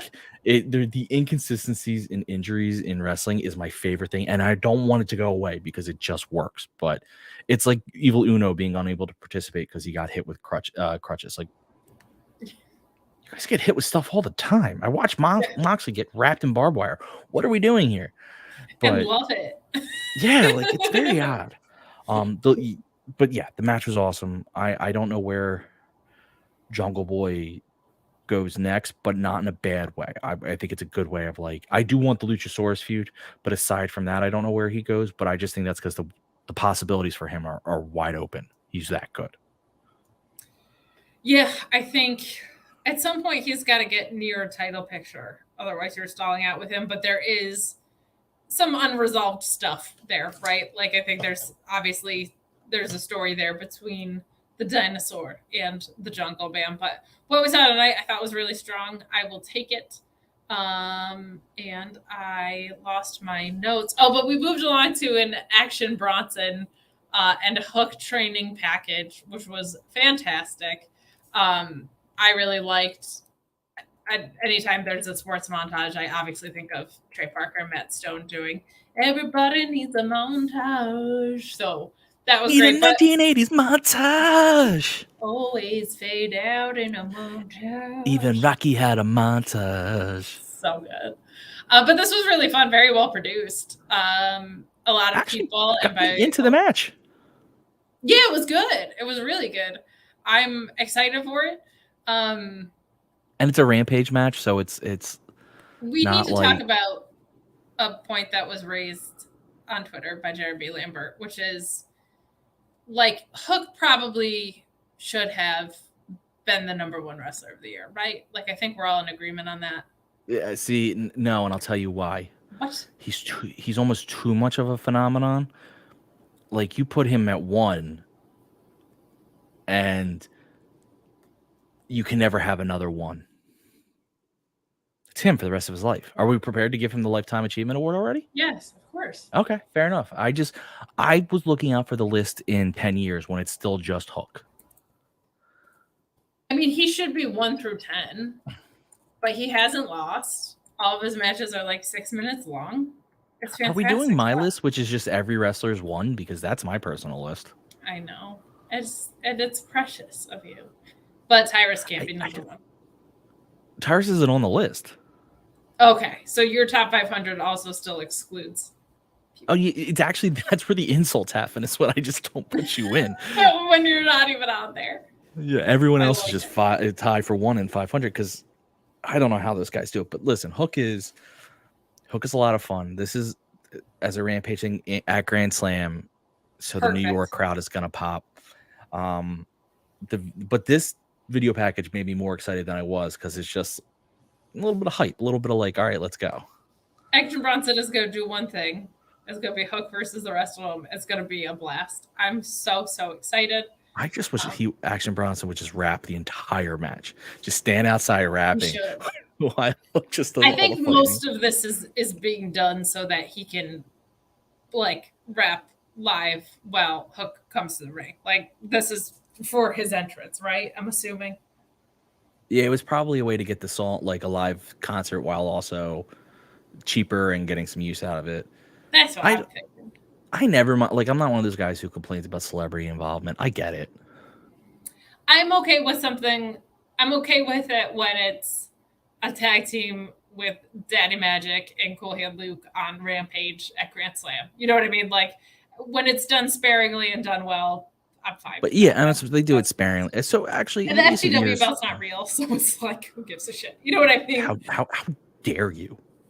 It's not recognized by AEW. I'll put it that way. It's too good to be recognized. Hook is too good to be recognized. That's the truth. There it is. So we're gonna move on to what puts I the Hook assume theme song in my head. it's playing in my head all the time. Like it's just never. We're gonna move along to what I know is your favorite segment of the night.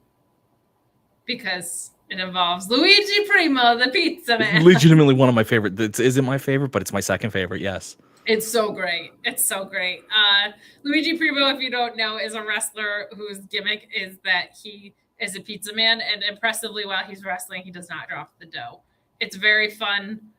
Him and Danhausen did some really fun work on the indies together with this. But Ethan Page kicks him.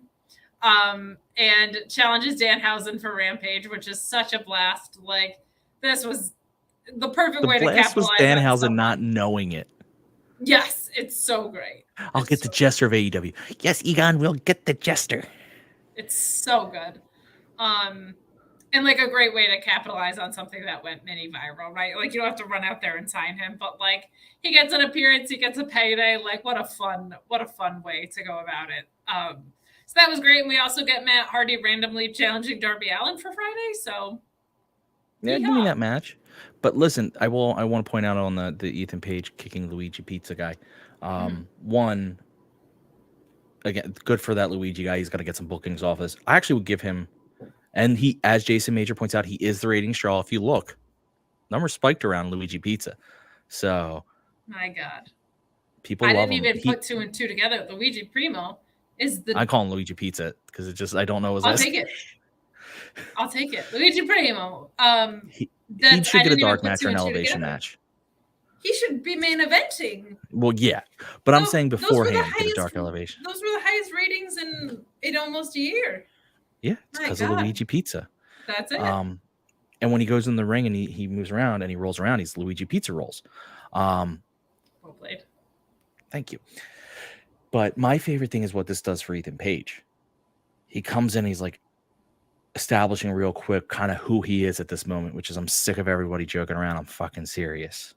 Yeah. Like, that is a moment. That is a feeling. And I really appreciate that because like you said, he's so good, and with Stokely, he'll be so good, but he still does need to establish who he is now. Yes. And this is a great way to start because he's so funny. He could be a comedian if you want, like a comedic character if you wanted. But to be has his size and his look, he could be this serious ass kicker, and I believe it. So I was really happy, and I liked seeing Luigi Pizza. I did too. And you know what else I like? This Hobbs and Stark story moving forward. We get a spinebuster squash from Hobbs here, who grabs a mic, says he beat Stark in 4 minutes, and that chapter is closed. Time to open a new one in the book of Hobbs. But my friend. Starks is in the crowd. He's walking down the steps, walks past a dude that looks like Bam Bam Bigelow is in my notes, which is just, it was very funny.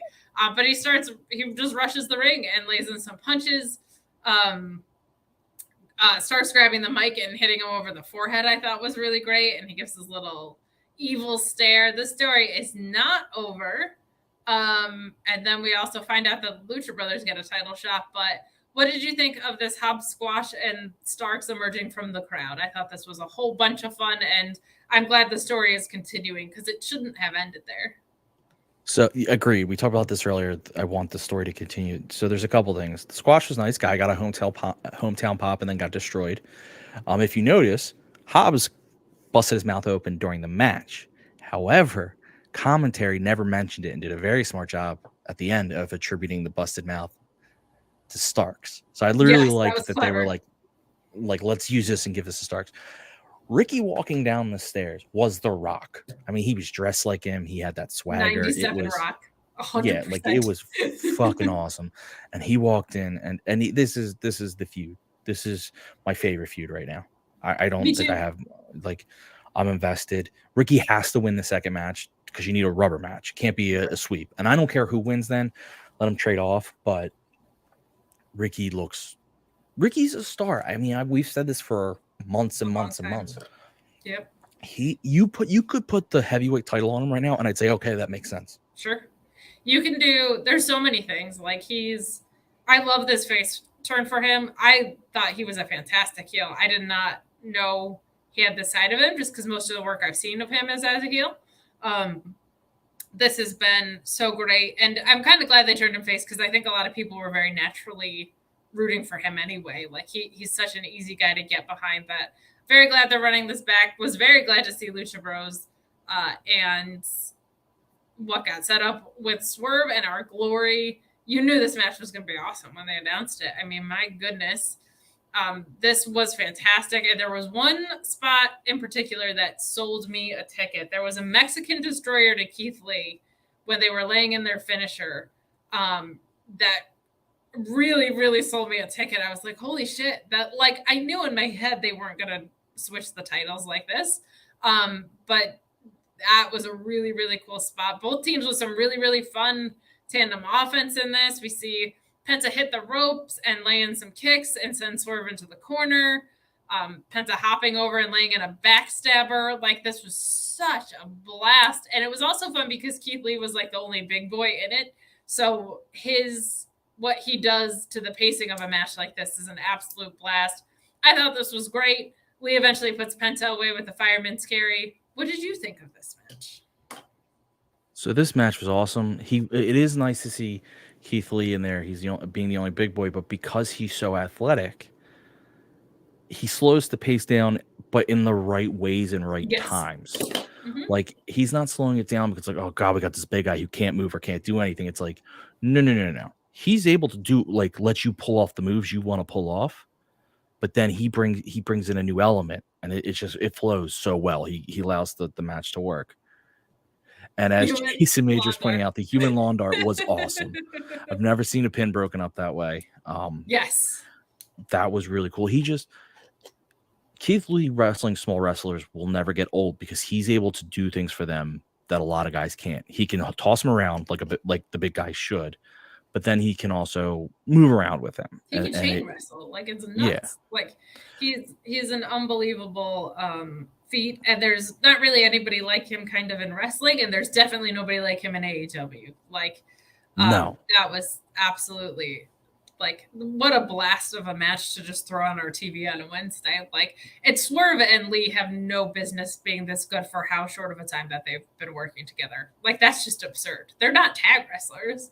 They've been individual wrestlers, and the tandem offense that they pull off is such a blast. It's sad that I'm actually cheering for their breakup, though, only because I can't wait for their matches. Oh my god, it's gonna be great. I love them as a team, but I know they're not going to be a team forever. So I'm being like a kid at Christmas, and I don't want to wait for my gifts. I'm like, do it now, fight now.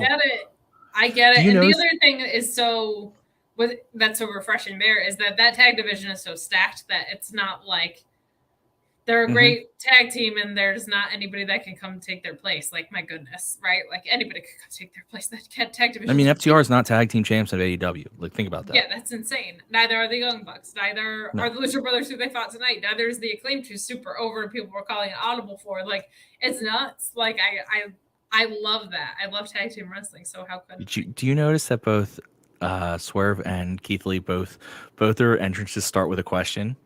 Yes. Whose house? And then who am I? It just, for whatever reason, really made me laugh to be like, wow, it's super you guys need to know some things. It's true, and nobody knows more about wrestling than my sister, who just walked back in. There she is. I wish you guys could see sweet little Louise too. There's some people in the chat that saw my text that I put up of you calling MJF the future of wrestling. Oh, what a beauty. She's so sweet. She's so sweet. She's like this little beagle hound mix, and she just is the cutest. She's the girliest dog I've ever met. Like, she'll leave with her paws like this. It's the cutest thing in the world. I was about to ask how a dog is girly, but okay. Yeah, she's like very like, she's, if Audrey Hepburn were a dog, it's like a very fun thing. And then she sees bugs and she runs away screaming. It's this whole thing. No, Lydia would love it if she ran away from, like, bugs and rats and stuff. But she's a curious little hound as well. Well, no, you want a dog to hunt those things so that they don't live in the apartment. Not in New York, my friend, because there's too many of them outside. But speaking of hunting, the Acclaim are hunting for their next title shot, aren't they? Hey! That was a good segue. I appreciate it. I am the queen of the segue. I am the king of queens. Oh my gosh. Well, we should hang out. You're only a borough away then, but isn't that like still like a half hour in New York time? Yeah, actually that kind of is. I guess we'll just stay where we are respectively.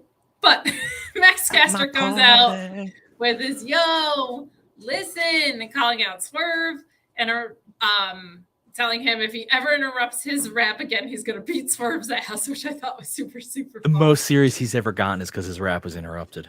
I love it, and it's also like the most heel thing that could happen. So this is gonna be a blast. I'm super fun about it. I think it's gonna be super fun. I'm super excited about it. And meanwhile, Marvez is backstage at with the League of Lucha Villains. Bros. Oh, sorry. No. Meanwhile, Marvez is backstage with the Lucha Bros, who are on their way out, and Pac takes offense of what did I write? Takes offense to the loss being called a bump in the road. Sorry. There you go.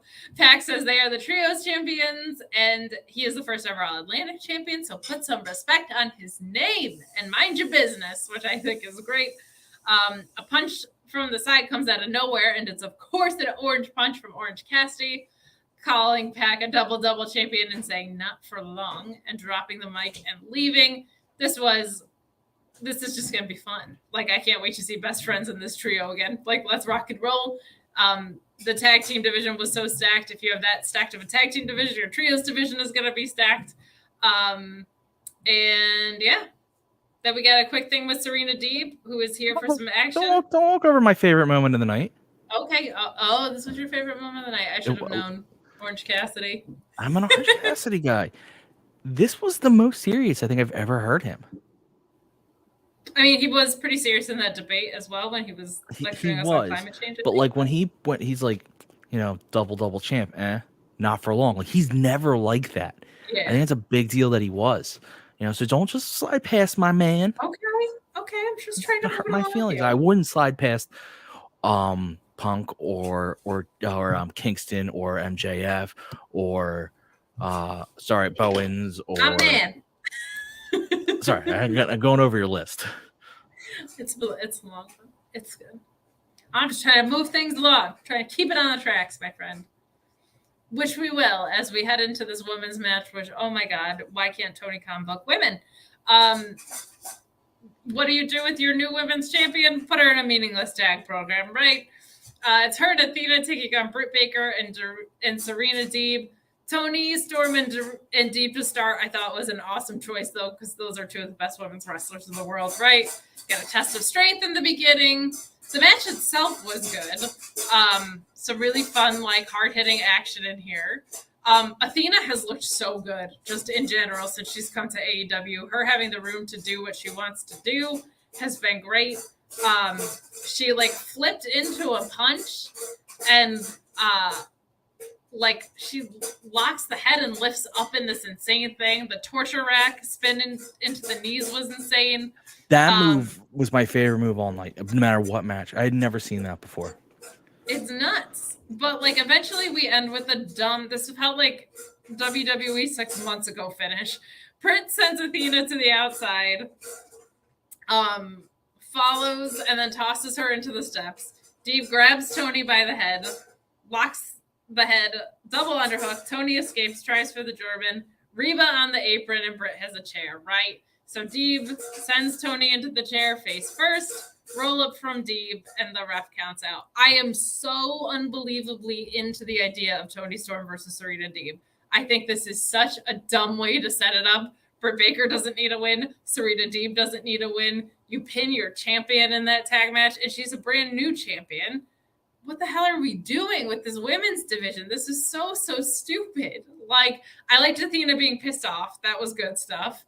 But it's always one step forward, two step backs with the women's division. We got this really fun match. I thought the match was great. Britt with that DDT into a sling blade thing was awesome. I just there's so many cool ways you can set up a story between Toni Storm and Serena Deeb. You just had this thing with Thunder Rosa and Toni Storm. Why are we only using tag team wrestling that's the most WWE thing in the world. Why are we using tag team wrestling to set up a singles feud? I understand they're probably trying to get more women on TV, but just have more women's matches then. Like, No. Don't talk crazy. You get your one and you go happy. You get your one at 9:27 p.m. and you will lick it. Yes, that you have your match and your time and you will take it. That's it. I mean, the match was great. Which, I mean, like this I said, was a really Athena strong women's match. Like, this match showed why I wanted Athena to have the belt, have the TBS title, because Athena is awesome, and I want her having match after match after She's match. looked really good in AEW. She's always looked good. This is why, but I don't like champions being pinned. Very, very, and this isn't one of the times. Very rarely am I okay with a champion being pinned. This is not one of the times. Like, I was okay with it in the obviously Swerve in Our Glory versus Lucha Bros match, because it was a tag team match and they're trios champions. So like there's like a little bit of whatever there. This is a match of all singles competitors competing in a tag team. So no one had the advantage over the other. So you should not have your champion taking a loss. I can't wait for Toni Storm versus Serena Deeb. I hate this how we got there, but I'm okay with it. I still think Jamie Hayter turns. I think this is a swerve before the swerve. So we get that swerve. And I get why. I'm not mad at that part of it, because I get it. It's almost so obvious, and they're saving the moment for the match where they did this with Wardlow and MJF. It's literally the same thing. They're going to have that moment in the match where Britt asks for something and Jamie doesn't give it to her. Yeah, I also just think that is even getting long in the tooth, though. Like, that should have, I felt like. Oh, no, it needs to be done. But I think we're there. I think it's going to happen in a Britt match coming soon with someone. I don't know who it's going to be. Maybe Britt and Athena or someone. Britt is going to need Jamie to interfere, and Jamie's going to purposely turn her back. So I think we're there within the next so long, but I don't. But that being said, give me fucking 2 women's matches on Dynamite. It's just not that hard. It's just not that hard. 2 on Dynamite, 1 on Rampage. That's all we need right now. And I'm not saying that's all. Like, I'd like, you could do more. No. But I get what you're saying. Like, give me an A, B, and a C and call it a day, at least for now. Yeah. So I just hold on. I got one rant, and then I'm sorry, I don't want to rant, but we're a little quick, so I can say one thing. You see, people mentioned online, and they've all been proper takes, I actually think, for the most part. Oh, the crowd doesn't seem into the women, and then everyone seems to respond properly, which is, you've given them no reason to be. You cannot blame your crowd for not being interested in a division that you do not treat seriously. That is your fault. Give me a reason to care, and I care, so I am into it. But at the same point, I don't blame anyone who's not, because give them a reason to care, and they will care. It's true, and that's kind of a double-edged sword too, because I feel like when the ring work is that good, you should be into it, because you have to start somewhere. But yeah, like, if you're not going to give us stories, what's the point of getting invested? It's stupid. But there have been times fans have been very into it, and they've never followed up. No, so I think you've also now lost the trust, where fans are just like, okay, why do I care? Like, you're never going to follow up with this. Yeah, so I'm out. I mean, you had the lights out match. You had that, like, New Year's Eve, basically women's death match. You've had multiple battle royals and tournaments, and they've just done nothing with them. So I get it. But we move along to our main event, Chris Jericho versus Bryan Danielson. And holy crap, I thought this match was better than the pay-per-view one by like a mile, actually. I thought this was so good. Bryan getting that early offense in, and then Jericho countering with so much fun stuff. This was just like a blast from head to toe, from bell to bell. Don't like ever seeing a headbutt. I don't ever need to see a headbutt in a wrestling ring ever again. But some really nice stuff. Can I tell you something? What?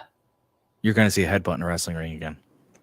Oh, I'm fully aware, but I also am aware of Chris Benoit. So I don't want to, but I know I'm going to.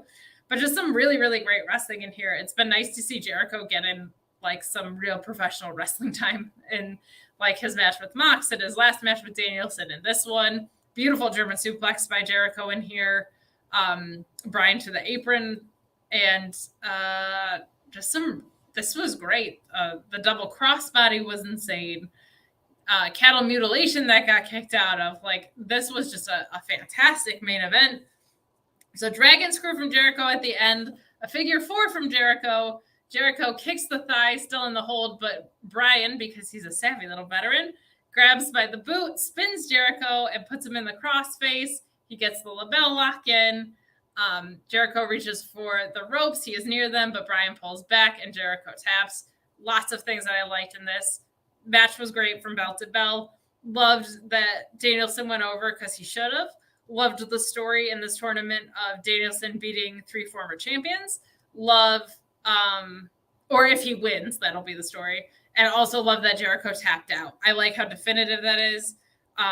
This was such a blast. They try to get like dueling chants going, but we get a BCC chant instead. I think that's fantastic. And a handshake to end the show. A lot of just pro wrestling matches in this, like nothing really extensive promo wise, except for what happened with MJF and Stokely, which I think was so necessary. But that's what closes the show, and just a really, really strong 20-minute match right there. Like that was a blast of a main event. What did you think of it? I was trying to pretend like I hated it, but I loved it. Jason Major saying, I love Bryan Danielson could take a chop, and he's selling his neck. Danielson is the best seller right now. I don't think there's a couple really good ones, but I've just come to appreciate he might actually be the best that I've ever seen at selling. This match made me wish that they had done that this was the third match, because then the pay-per-view match would have been better, because they would have realized whatever they tried, if the pay-per-view wasn't going to work, and they would have done something different. Like that's what I think happened. I think they tried something on the pay-per-view, realized, and it just didn't work. So they came back to this and were like, we're not going to try that again. We're going to do what we know we do well. And this worked very well. So this was amazing. I mean, there's it's kind of funny.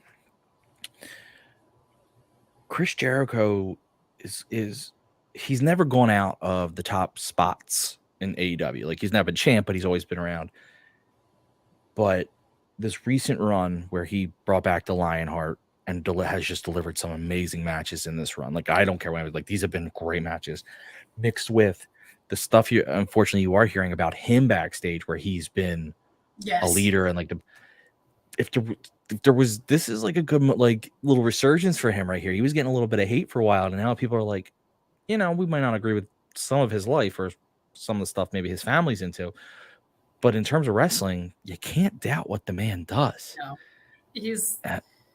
He's like a very healthy presence in the locker room, and I think look at what he's done this year. He tapped to Eddie Kingston, he tapped to Bryan Danielson. Like any of the creative stuff I haven't really liked has been either A, a rib because he's doing the sports entertainment gimmick, or B, creative decisions that have still kind of made sense because you needed Jericho to look strong to move into this, that, or whatever, or for the Garcia payoff that I think is coming down the line, right? So, and what I love is that he asked for Garcia. Yes, yeah. Because everybody knew he was already a pro wrestler, so why not bring out this personality that he has? It's like such a great call. Yeah, people get mad that when he wins a match, he's not putting people over. He puts people over all the time. All the time. He may get a win in it because that's just how he establishes whatever, but no one has ever come out. I'm going to rephrase that, because people have come out of a feud worse because they've dragged the feud on too long, but no one has ever come out of a feud worse because he's buried them. Yeah, no, he gives to all his people. He went into a vat of orange juice for Orange Cassidy. Like this guy is selfless, like for sure. So I mean, but he'll betray us all because he's the Judas in our minds. That's just what he is. This is who he is. And heck, if he doesn't have a whole cruise where you will hear that song 9,000 times. But that is our main. I'm very powerful. That was our main event for the night, and a really strong episode of Dynamite. They've kind of had their back against the wall with all of this backstage drama, which does bring us to things news have been and notes. Explosive there. We will just mention and do news and notes as we move out of Dynamite that Nakazawa, Pat Buck, Christopher Daniels, and Brandon Cutler all had their all out suspensions lifted. I love brawl out. That is just the best thing ever. It's so clutch. After just 1 week, there was just some investigating and some clarification. It sounded like a lot of those guys were trying to break up the situation backstage, and that it just sounded like they suspended everybody who was involved. They suspended them with pay. So like your Michael Nakazawas of the world got cleared. Everything's fine. A lot of these completely guys logical. Suspend everyone, sort it out after. Yeah. If these guys are innocent, they get their back pay. No one's mad. What you don't want to do is not suspend them and come to find out like Brandon Cutler was hitting people over the head with a chair. Correct. Yeah, you don't want any of that. So well handled in this situation, I think. But Nakazawa, Pat Buck, Christopher Dana's all back, which is good news for them to get stuff back to normal as they move forward. But also a huge rating, as we alluded to, almost 1.2 million, which is their biggest rating in a year. So, which is, if you ask me, really impressive when you have a suspended, probably an injured CM Punk and a suspended Elite. Like, that's a really, really impressive number to pull, and it just goes to show you the depth of their roster. So, very productive week in AEW as we wrap up here. Ryan, tell the good people where they can find you. Hiding. I'm like, where's Waldo? You just gotta look around. That's not true. Let's see if okay. So I actually have something to promote. First, you can find me at the Mark Order Pod on Mondays and Tuesdays, live tweeting Dark and Elevation. You can also find me running the Twitter there the rest of the week. Don't be an asshole, and I would love to interact with you. And if you're an asshole, just be a funny asshole. It'll all work out. What I'm promoting is, because I am a member of the Shining Wizards Patreon. Yes. I won a guest spot on their show, which is really funny because I do a show with one other people. Sometimes I do a show with one other people.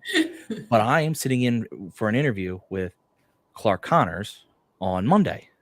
That's gonna roll. So tune in. Kevin thought he would give away a joke on air that they'd all leave the stream and leave me there with Clark Connors. I raise you one. Never tell me you're going to do something on air because you just ruined it. Two, you want to put the fate of your show in my hands? That's my hands? Like, you fool. I feel like it could only be a step up from what those clowns do every Monday. But exciting nonetheless. Go follow at Mark Order Pod. Ryan kills it on Twitter over there, tweeting up Dark and Elevation and having productive wrestling conversations. We don't participate in any of the hot take shit. Thank God, Ryan, for that. But you can also be a hot take guy. No, you shouldn't. And you should also say your sign off line because I was gonna cut you off, but okay. That was like gonna be my Ryan, do you have anything else you'd like to share? So Schlong and good night. There it is. You can catch me at Miss Kate Fabe on Twitter. You can also catch me at Excite Wrestling doing commentary back in Binghamton, New York this weekend, Saturday the 17th, with another really fun card coming out of upstate New York. You can catch me on Tuesdays on Sour Graphs at Fightful. You can also catch me on the AEW Rampage and SmackDown post show on Fridays, usually with Alexis Cardoza. And you can find me hopping on Fightful Select behind the paywall, oftentimes with Pulowski, doing every pay-per-view post show that we can possibly muster for you guys. So thank you so much for joining us in a pithy 2-hour episode of the Mark Order Podcast. You got Ryan, you got me, you got my sister and her sweet little doggy. We had an absolute blast tonight and a very productive week in AEW considering all of the drama. So thank you so much for joining us and have a great rest of, I guess we're basically heading into the weekend now since it's not Wednesday tonight. So enjoy the rest of your week and we will see you next Wednesday.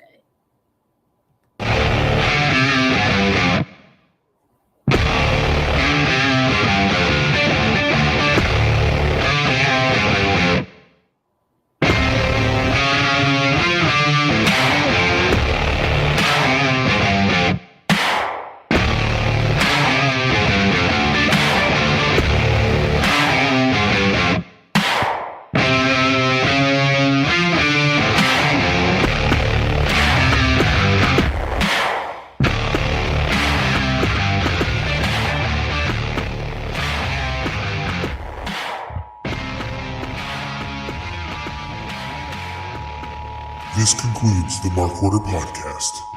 We now return you to your regularly scheduled programming. Join